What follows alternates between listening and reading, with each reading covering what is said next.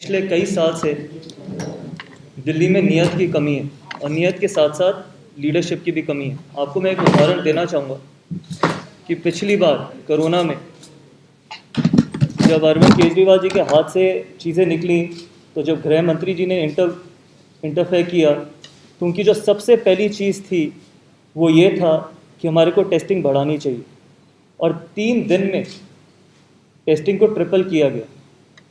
तो इसको कहते हैं लीडरशिप और इसको कहते हैं नियत, जो दिल्ली के मुख्यमंत्री के पास है ही नहीं, और वो हम सब जान चुके हैं। साथ ही में मेरा एक और कहना ये है कि अगर आप पिछले 1 साल में देखिए कि कितना इन्वेस्ट किया गया है टेस्टिंग लैब्स पे, और कितनी टेस्टिंग लैब्स कम होती चली गई, जिसके कारण जो ये प्राइवेट लैब्स हैं उन्होंने हर तरीके की लूटमारी करी है। कई टेस्टिंग लैब्स ने कितने बड़े बड़े चार्जेस किए। अगर आपने देखा होगा कि कितने जो टेस्टिंग लैब्स से वहाँ पर कितनी लंबी क्यूज़ हुआ करती थी, लोगों को पता नहीं कितने समय तक खड़े रहना पड़ता था सिर्फ टेस्टिंग कराने के लिए, जो अल्टीमेटली उसका कारण क्या हुआ कि यही जो टेस्टिंग लैब्स हैं ये सुपर स्प्रेडर्स बने। तो मेरा मानना ये है कि आप कब तक झूठ बोलते चले जाएंगे, कब तक आप चीज़ें डाइवर्ट करते चले जाएंगे। ठीक है, आपको अपनी जिम्मेदारी लेनी ही पड़ेगी, और जिसका मैंने आपको एक बहुत बड़ा उदाहरण दिया कि जब आप असली लीडरशिप देखते हैं ना, तो चीज़ें बहुत जल्दी बदलती हैं, जिस तरीके से पिछले साल बदली थी जब हमारे गृह मंत्री जी ने इंटरफेयर किया था। तो अगर आप काम करना चाहें और नीयत आपकी साफ हो ना, तो चीज़ें आगे बढ़ सकती हैं। तो इसका जवाब तो मुख्यमंत्री जी को देना ही पड़ेगा कि पिछले 1 साल में उन्होंने टेस्टिंग लैब्स बढ़ाने के लिए कितना उन्होंने खर्च किया और कितना अपने विज्ञापनों पर खर्च किया। आज की प्रेस वार्ता में उपस्थित मेरे साथ नेता विपक्ष माननीय श्री रामवीर सिंह बिधूड़ी जी, लोकप्रिय सांसद मशहूर क्रिकेटर श्री गौतम गंभीर जी, और हमारे दूसरे सांसद पद्मश्री हंसराज हंस जी, प्रवीण शंकर कपूर जी, और सभी मीडिया के साथियों मित्रों। आपको पता है कि भारतीय जनता पार्टी लगातार केजरीवाल सरकार की फेल्योर के बारे में विद डॉक्यूमेंट्स आपको बहुत सारी कमियों के बारे में बता रहे हैं, लापरवाहियों के बारे में हम लोग उजागर कर रहे हैं। और मुझे पूरी उम्मीद है कि आप लोगों के माध्यम से दिल्ली की जनता को ये असलियत पता लगेगी। मानवीय संवेदना को तार तार कर देने वाली ऐसी सरकार कि जब दिल्ली की जनता को सबसे ज़्यादा सरकार की ज़रूरत थी, उस समय as a government Kejriwal ji नज़र नहीं आए। नज़र तो आए वो होर्डिंग और पोस्टर में, बैनर में, लेकिन दिल्ली की जनता के पीछे कंधे पर हाथ रखकर कोई पूछने वाला दिल्ली सरकार के रूप में नहीं मिला, जो ये कहता कि हाँ इस समय हम आपके साथ हैं। जब हम बात कोरोना की करते हैं तो जो सबसे महत्वपूर्ण मुद्दा के बारे में हमने बात की थी, और जिस समय लोग कोरोना के केसेस बढ़ रहे थे, लोगों के अंदर भय का माहौल था, रोज लगातार मौत की खबरें बढ़ रही थी, लोगों के अंदर एक भय का माहौल हो गया, पैनिक हो गया। उस समय लोग टेस्ट कराने के लिए और जा रहे थे कि टेस्ट कराया जाए। लेकिन हैरानी की बात है, दिल्ली सरकार ने जिस समय टेस्ट की संख्या बढ़ानी चाहिए थी, उस समय उन्होंने टेस्ट कम करने शुरू कर दिए। क्या उद्देश्य था, क्या मकसद था? सिर्फ इसलिए कि भाई दिल्ली, पूरे हिंदुस्तान में ये रहे कि दिल्ली में केसेस कम है, इसलिए हम टेस्ट को सेंसर कर दें, टेस्ट को कम करा दें। और जब लोग चाह रहे थे कि टेस्ट हो जाए ताकि उनका समय पे इलाज हो जाए, अगर टेस्ट समय पे हो जाए, उसका रिपोर्ट समय से आ जाए, तो उनका इलाज हो जाता था। और इसके टेस्ट नहीं होने से बहुत से लोग सीरियस हो गए, और जब उनकी टेस्ट होने के बाद देर से रिपोर्ट आई, तब तक उनको अस्पताल में एडमिशन मिलना था वो नहीं मिला, आईसीयू में, और जिसका परिणाम दिल्ली के अंदर बहुत सारी हजारों मौतें हुई और उसका परिणाम था कि दिल्ली के अंदर और ज़्यादा अपने लोगों को, दिल्ली के लोगों ने अपने लोगों को खोया है। अगर हम आंकड़े में जाएंगे तो 10 अप्रैल को इन्होंने 1 लाख से ऊपर टेस्ट कराए थे। पूरा आंकड़े की हम बात करें तो 10 अप्रैल को 1,14,000 टेस्ट कराए थे, जिसमें 10,774 पॉजिटिव केसेस आए थे। उसके बाद 12, 13, 14 अप्रैल को 1 लाख के आसपास टेस्ट कराते रहे और पॉजिटिव की संख्या बढ़ती रही। जब पॉजिटिव संख्या बढ़ती रही तो अचानक से दिल्ली सरकार ने टेस्ट कराने कम कर दिए। अगर हम ये आंकड़ा 20 अप्रैल के आसपास की बात करें, 19-20 को सबसे ज़्यादा दिल्ली में केसेस थे और उस दौरान इन्होंने 98,000 सिर्फ 19 और 20 को कराए। उसके बाद वो घटकर 25 तक आते आते सिर्फ 70,000 एवरेज टेस्ट रह गए। जब दिल्ली में लोग त्राही त्राही कर रहे थे, जब लोग दिल्ली में सबसे ज़्यादा टेस्ट की डिमांड कर रहे थे, उस समय दिल्ली सरकार ने अचानक टेस्ट की संख्या कम कर दी। ये किसी अपराध से कम नहीं है। मैं ये बात दोबारा दोहराना चाहता हूं कि हेल्थ, स्वास्थ्य पूरी तरह से दिल्ली सरकार का सब्जेक्ट है। मैं ये बात इसलिए कहना चाहता हूं कि हर बार केजरीवाल जी कुछ ना कुछ कह के पतली गली से निकलने की कोशिश करते हैं, लेकिन इसमें पतली गली से निकलने की कोई गुंजाइश नहीं है। वो जिम्मेदारी से नहीं भाग सकते हैं, क्योंकि टेस्ट कराना हेल्थ सब्जेक्ट पूरी तरह से इनकी जिम्मेदारी थी। और आप देखिए 14 मई को आते आते 56,000 टेस्ट हो गए और उसके बाद घटकर 53,000 ये टेस्ट के आंकड़े रह गए। तो टेस्ट के मामले में आपने इतने कम टेस्ट, जब संख्या बढ़ रही थी उस समय टेस्ट कम करने की वजह बताइए। और टेस्ट कम होने से जो मौतें हुई हैं, जिनको समय पे इलाज नहीं मिला, उन मौतों का जिम्मेदार कौन है केजरीवाल जी? जवाब दीजिए। इसी तरह से टेस्टिंग रिपोर्ट की बात हम करें तो टेस्टिंग रिपोर्ट लगातार किसी को 4 दिन में, किसी को 5 दिन में, किसी को 6 दिन में, हफ्ते हफ्ते लग रहे थे, जिसके कारण उनको इलाज नहीं मिल पा रहा था, अस्पताल में एडमिशन नहीं मिल पा रहा था। क्योंकि माननीय उच्च न्यायालय ने बहुत देर में जाके जब ये बताया कि बिना टेस्ट के भी एडमिशन हो सकता है, लेकिन ये पहले की बात है। अप्रैल से, ये 10 अप्रैल से लगाकर ये अप्रैल एंड तक और मई के पहले सप्ताह तक दिल्ली सरकार टेस्ट लोग कराते थे। बड़ी मुश्किल से टेस्ट हुआ, रिपोर्ट उसकी इतनी लेट आई और उसका खामियाजा लोगों ने भुगता है अपने परिजनों की जान गंवा के। और इसके साथ ही साथ इसका एक पहलू और है, सिर्फ कोरोना नहीं, बहुत सी ऐसी बीमारियां जो नॉन कोविड लोग थे, चाहे वो हार्ट के पेशेंट हो, चाहे वो दूसरी अन्य बीमारियों से ग्रसित है, उनको अगर अस्पताल में इलाज लेना है तो अस्पताल में डॉक्टर यही कहेंगे कि पहले आप कोविड की रिपोर्ट लाइए।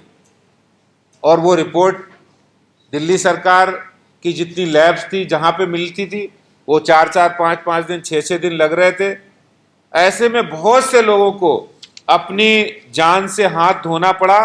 टेस्टिंग रिपोर्ट में देरी के कारण, समय पर इलाज ना मिलने के कारण हुई मौतों का दोषी क्या केजरीवाल सरकार नहीं है, जिसने इतना बड़ा ब्लंडर किया है कि जो सबसे बड़ी जिम्मेदारी थी इसमें किसी का कोई हस्तक्षेप नहीं था, केजरीवाल जी था। जब आप 10 अप्रैल को 1 लाख से अधिक टेस्ट कर सकते हैं तो आपने घटाकर इसको 50,000 क्यों कर दिया है? इसका जवाब केजरीवाल दें। यही बात आज मैं टेस्टिंग के संबंध में कहना चाहता हूं। जब दिल्ली हाई कोर्ट ने टेस्टिंग पर जवाब तलब किया और कहा कि आप टेस्टिंग में इतना कम क्यों कर रहे हैं और इतना देर से क्यों मिल रही है, ये हाई कोर्ट के जब पूछने के बाद भी दिल्ली सरकार ने टेस्ट की संख्या नहीं बढ़ाई। इस पर केजरीवाल जवाब दें। मैं यही बात आपके बीच कहना चाहता हूं। आपका बहुत बहुत धन्यवाद। मुझे पूरी उम्मीद है कि दिल्ली की जनता से जुड़े बड़े महत्वपूर्ण मुद्दों को आपके माध्यम से जनता तक पहुंचाने में हमें पूरी मदद मिलेगी। बहुत बहुत धन्यवाद। आज से 7 साल पहले दिल्ली के मुख्यमंत्री अरविंद केजरीवाल ने यह घोषणा की थी कि हम दिल्ली में 1000 मोहल्ला क्लिनिक खोलेंगे। 452 मोहल्ला क्लिनिक खुल गए। उनमें से 20 मोहल्ला क्लिनिक बंद हैं। अरविंद केजरीवाल ने यह भी कहा कि जो हमने ये वर्ल्ड क्लास मोहल्ला क्लिनिक खोले हैं और प्राइमरी हेल्थ के क्षेत्र में जो हमने क्रांति की है, इसकी प्रशंसा संयुक्त राष्ट्र के 2 महासचिवों ने और WHO के पूर्व डायरेक्टर जनरल ने भी इसकी प्रशंसा की है। ये अरविंद केजरीवाल ने कहा।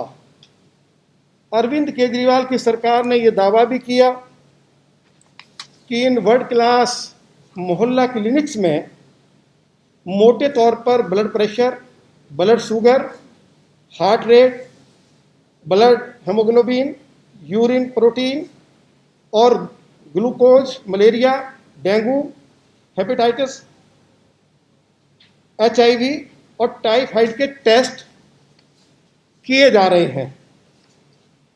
4 सितंबर को दिल्ली के मुख्यमंत्री ने यह घोषणा की कि ये जो हमने वर्ल्ड क्लास मोहल्ला क्लिनिक बनाए हैं, हम इन मोहल्ला क्लिनिक्स में 40,000 रोज कोविड के टेस्ट करेंगे। ये अरविंद केजरीवाल ने मीडिया के सामने ये घोषणा की। अभी जब 4 मई को दिल्ली हाई कोर्ट ने पूछा दिल्ली सरकार से कि जो आपने ये वर्ल्ड क्लास मोहल्ला क्लिनिक्स बनाए हैं, आखिर इसमें क्या कोविड की टेस्टिंग हो रही है? तो दिल्ली सरकार ने बताया कि हम इन मोहल्ला क्लिनिक्स में कोविड का टेस्ट कराने में असमर्थ है। ये दिल्ली हाई कोर्ट में जवाब दिया। एक तरफ मुख्यमंत्री कहते हैं कि हम 40,000 रोज टेस्ट कराएंगे और दूसरी तरफ वो कहते हैं हम असमर्थ हैं और वो इन मोहल्ला क्लिनिक्स में एक भी कोविड का टेस्ट नहीं करा पाए। मैं आपको कुछ जानकारी देना चाहता हूं। अब जब किसी को कोविड होता है तो 3-4 टेस्ट कराने पड़ते हैं। RT-PCR टेस्ट है, आज 2400 रुपया प्राइवेट लैब वाले ले रहे हैं, प्राइवेट हॉस्पिटल्स में लिए जा रहे हैं। दूसरा टेस्ट है एंटीजन, 1300 रुपया लिए जा रहे हैं। चेस्ट MRI है, उसके 8,000 रुपये लिए जा रहे हैं। चेस्ट CT स्कैन है जिसके 7,000 रुपये लिए जा रहे हैं और ब्लड टेस्ट के भी लगभग 5,000 रुपये लिए जा रहे हैं। आप मुझे बताइए, ये जो बेचारे प्रवासी श्रमिक हैं, खोका पटरी वाले हैं, दिहाड़ी मजदूर हैं, गांव में जो गरीब किसान मजदूर है, आखिर वो 45,000 रुपया कहां से खर्च करके ये टेस्ट कराएगा? ये आज हम अरविंद केजरीवाल से पूछना चाहते हैं। मैं आपको एक उदाहरण देना चाहता हूं।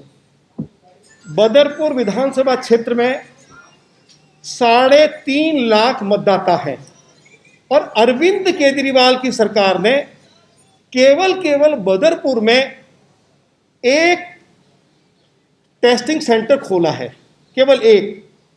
उसमें पहले हर रोज 75 लोगों का टेस्ट होता था, उसको घटाकर 50 कर दिया गया। अब आप मुझे ये बताइए कि इतना बड़ा विधानसभा क्षेत्र जिसमें 3.5 लाख मतदाता हैं, उनके लिए केवल एक टेस्टिंग सेंटर है और उसमें भी अब केवल 50 टेस्ट हो पा रहे हैं। मैं अंत में इतना ही कहूंगा कि अरविंद केजरीवाल की पार्टी के लोग बहादुर शाह जफर की 2 पंक्तियों को बड़े गुनगुनाते थे कि बहादुर शाह जफर ने कहा अपनी मृत्यु से पहले, कितना बदनसीब है जफर, दफन के लिए 2 गज जमीन भी ना मिली कुएं यार में। आज मैं ये कह सकता हूं, अरविंद केजरीवाल दिल्ली के प्रवासी श्रमिकों को, खोखा पटरी वालों को, दिहाड़ी मजदूरों को और गांव में जो गरीब किसान मजदूर है, उनको तुम्हारी सरकार की ओर से एक भी कोरोना का टेस्ट उनका करवाने का उनको अवसर नहीं मिला। इससे ज्यादा एक सरकार के पार्ट पर क्या फेलियर हो सकता है? आपको यह बताना पड़ेगा। जिन मोहल्ला क्लिनिक्स को आप वर्ल्ड क्लास मोहल्ला क्लिनिक्स कह रहे थे और आपने स्वयं 4 सितंबर को यह घोषणा की कि हम इन मोहल्ला क्लिनिक्स में 40,000 रोज टेस्ट करेंगे, आज तक आप एक भी टेस्ट क्यों नहीं कर पाए हैं? इसका जवाब आपको दिल्ली के लोगों को देना पड़ेगा। आपने दिल्ली के गरीबों को, दिल्ली के सभी लोगों को प्राइवेट लैब्स में आपने लुटवा दिया। और मैं आज ये आरोप लगा रहा हूं कि प्राइवेट लैब के मालिकों के साथ कोई ना कोई आपकी सांठगांठ थी। ये मेरा आरोप है। बहुत बहुत धन्यवाद।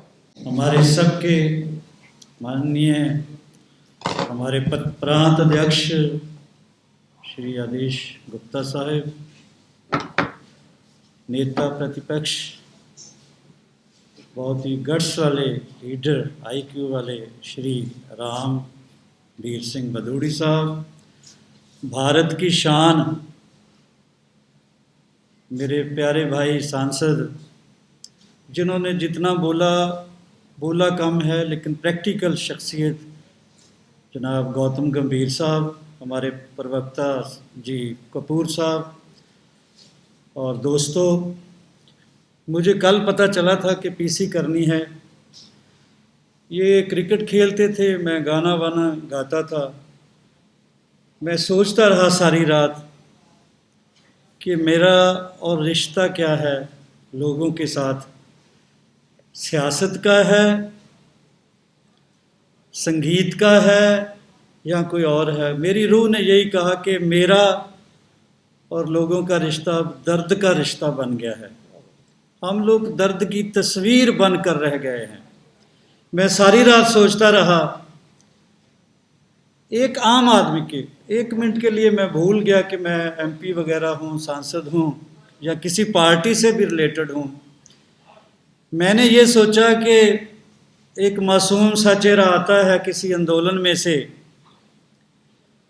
तो उन दिनों गज़ल बड़ी मशहूर हुई थी, दिल में एक लहर सी उठी है अभी, कोई ताज़ा हवा चली है अभी।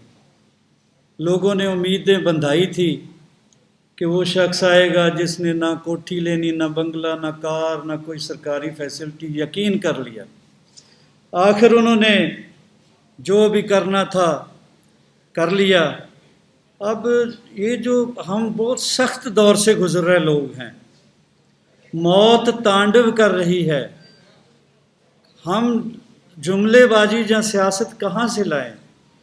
मेरी तो हालत ये है कि मुझे तो होश नहीं, आप मशवरा दीजिए कहाँ से छेड़ूं फसाना, कहाँ तमाम करूं। हमारे मुल्कों में ऐसे ऐसे महापुरुष आते हैं, कोई पेरिस बनाता है, कोई लंदन बनाता है। इस बंदे ने पिछले साल जब कोरोना की महामारी स्टार्ट हुई तो अनाउंस किया मिस्टर केजरीवाल जी ने कि 5T प्लान होएगा। 5T को आप समझते हैं, testing, tracing, treatment, team work and tracking. ये चीज़ें अगर जो बोलते हैं टीवी पे मासूम चेहरा लेके प्रैक्टिकली हो जाता, 5T को लागू कर दिया जाता, तो आज इतनी आंसू ना बहते,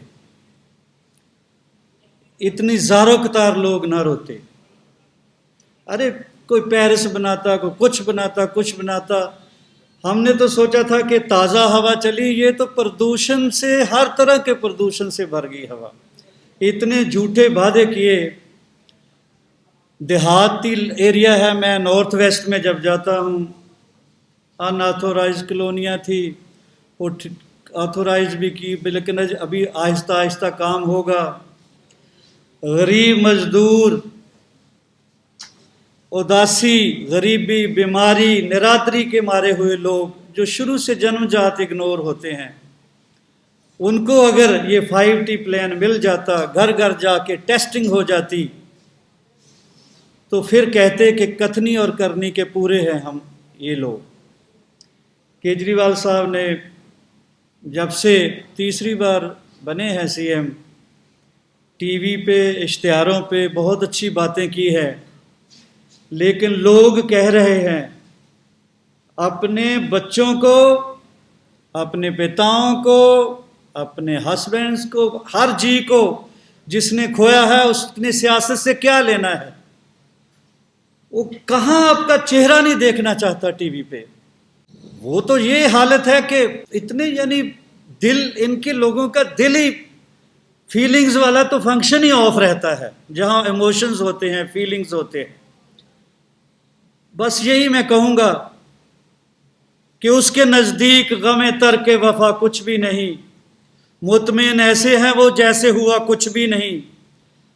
लोग कहते हैं अब तो हाथों की लकीरें भी मिटी जाती हैं, इनको खोकर तो हमारे पास रहा कुछ भी नहीं। हम तो इस वास्ते चुप हैं कि तमाशा ना बने। तू समझता है हमें तुझसे गिला कुछ भी नहीं। अरे लोगों को जितना मर्जी लेक्चर सुना लो, जितना मर्जी कर दो, उनके रोना नहीं थम रहा। एक बच्चा कह रहा था कि अब मुझे कह रहे हो यतीम भी कह रहे हो तुम केजरीवाल, अब मुझे ये भी कह रहे हो कि उसकी तेरा हिफाजत करेंगे, तेरी पढ़ाई का इतने हजार पैसे भी देंगे। अरे काश इन टाइम टेस्टिंग कर ली होती तो मेरा माई बाप बच गया होता, तो मैं यतीम ना कहलाता। किस बात से, किस दिल से ये लोग जीते हैं, कैसे इनको नींद आ जाती है, उसी रूटीन में कैसे खाना खाते हैं, ये समझ से बाहर है। ये ऋषियों, मुनियों, सूफियों, कलाकारों, फनकारों का, अच्छे लोगों का, ऐसे ऐसे स्पोर्ट्समैन पैदा हुए, उनका देश है। लेकिन बदकिस्मती है कि हमें कोई रहनुमा दिल्ली को ऐसा मिला ही नहीं जिसको पता हो कि ये दिल है हिंदुस्तान का। अगर दिल ही खराब हो गया तो बाकी बॉडी को करना क्या हमने। तो इसको सीरियसली लेना चाहिए था। बातें बहुत है, बातें करने का टाइम ही नहीं है। बस लोगों की जब फ़ोन आते हैं, मैंने तो लैंडलाइन नंबर भी अपने बेडरूम में रखा, दूसरा भी है, कोशिश करते हैं सुनने, एक दो फ़ोन सुनने के बाद डिप्रेशन हो जाता है। बस इतनी मैंने अर्ज़ करनी है कि आप बहुत नामवर पत्रकार हैं, गैरतमंद पत्रकार हैं आपके पास तब हम बात लाते हैं ताकि दुनिया में ये बात पहुँचे। तो इनको एक सवाल है केजरीवाल साहब को कि ये जो आपने आंकड़ा दिया था 5T जब ऐलान किया कि 56,732 लोगों का टेस्टिंग करेंगे, तो इसमें तो वार्ड में पर वार्ड 200 बंदा बनता है। अगर वो टेस्टिंग हो जाती तो इतने लोग क्यों मरते, ये सवाल है। और कंटेनमेंट जो एरिया है, वहाँ देहात का एरिया है, वहाँ कॉलोनीज़ है, वहाँ जिनको कहता कि मैं आम लोगों का लीडर हूँ, आम आदमी का लीडर हूँ, वहाँ अगर टेस्ट हो जाते तो इतनी कुरलाहट ना होती। बस मेरा यही सवाल है कि ये तथाकथित जो 56,732 का आंकड़ा दिया था कंटेनमेंट जोन के हवाले से, और सेवा वाले बस्तियों पे, कॉलोनियों में, गांव देहात में, वो केजरीवाल सरकार से मेरा यही है कि टेस्टिंग क्यों नहीं हुई। अगर घर घर जाके टेस्टिंग करवा लेते तो आज इतने लोग ना मरते। बहुत बहुत शुक्रिया, धन्यवाद।